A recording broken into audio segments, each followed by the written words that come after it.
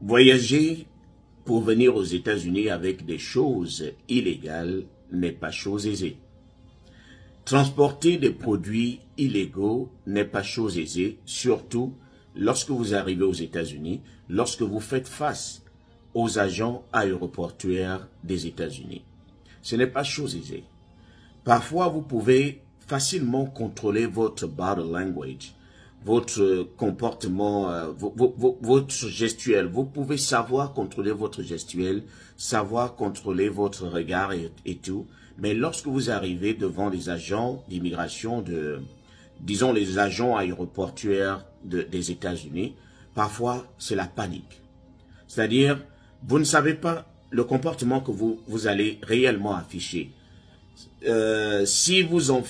Chaque comportement, si vous commencez à en faire un peu trop, ça va attirer l'attention. Si vous n'en faites pas trop également, ça va attirer l'attention. C'est-à-dire, peu importe le comportement que vous allez afficher, lorsque vous avez en votre possession des produits illégaux, il y a forcément quelque chose qui va vous trahir. Et c'est l'histoire de ce Nigérian-là qui est arrivé aux États-Unis et il arrive à l'aéroport de Washington. Et du coup, son comportement, c'est-à-dire lorsqu'il arrive devant l'agent aéroportuaire, on lui pose des questions. Et il était parfait au niveau des réponses. Tout était parfait. Mais il y avait une chose qui a attiré l'attention de l'agent de l'aéroport. Sa façon d'être trop poli. Je vous assure. Avec eux, il faut savoir qu'ils sont allés à l'école, ils ont été formés. Et beaucoup travaillent aussi avec leur instinct. Parfois, ils te regardent. Son petit doigt lui dit, il y a quelque chose qui ne va pas sur toi. Il y a quelque chose qui ne va pas sur toi. C'est-à-dire, eux, cela ne leur coûte pratiquement rien.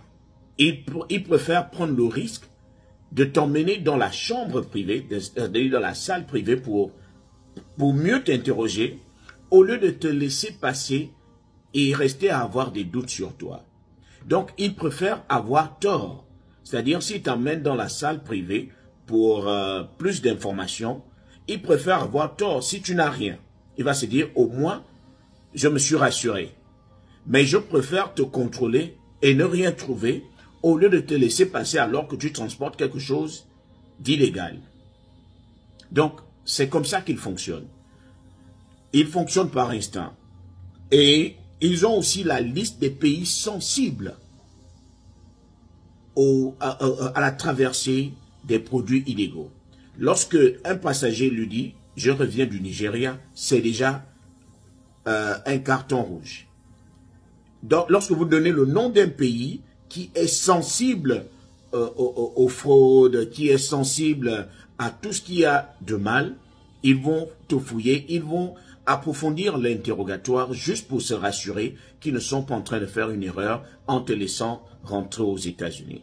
Si vous dites que vous revenez de la Colombie, même si votre dernier vol est en provenance du Canada, mais du simple fait que vous avez mentionné que vous êtes passé par la Colombie, va faire en sorte qu'on fasse une fouille approfondie sur vous. Vous dites Cuba, vous dites par exemple Argentine, des pays sud-américains où la poudre circule beaucoup plus. On va vous soupçonner.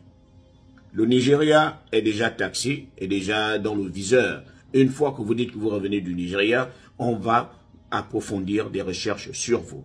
Et c'est ce qui est arrivé à ce gars nigérian, qui est arrivé à l'aéroport de Washington, et il était trop poli. C'est-à-dire, il a voulu contrôler l'atmosphère. Il a voulu contrôler ses mouvements.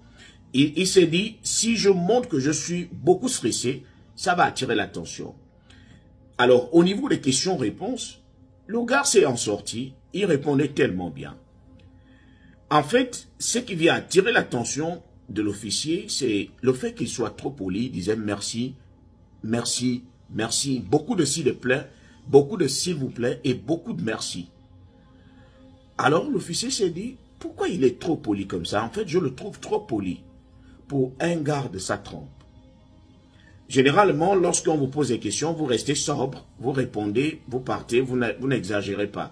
Mais il y a des personnes, à cause du fait qu'elles transportent des trucs bizarres, deviennent beaucoup, les Anglais appellent ça talkative, c'est-à-dire ils deviennent bavards. Ils veulent en faire trop, juste pour couvrir le stress qui est en train de les habiter. Ils veulent couvrir le stress avec trop de politesse. Et comme ces gens-là ont été bien entraînés, ils l'ont emmené dans la salle privée. Ils ont commencé à l'interroger. Et ils ont remarqué qu'il n'avait rien de suspect. Ils ont fouillé ses bagages. Ils n'ont rien trouvé de bizarre.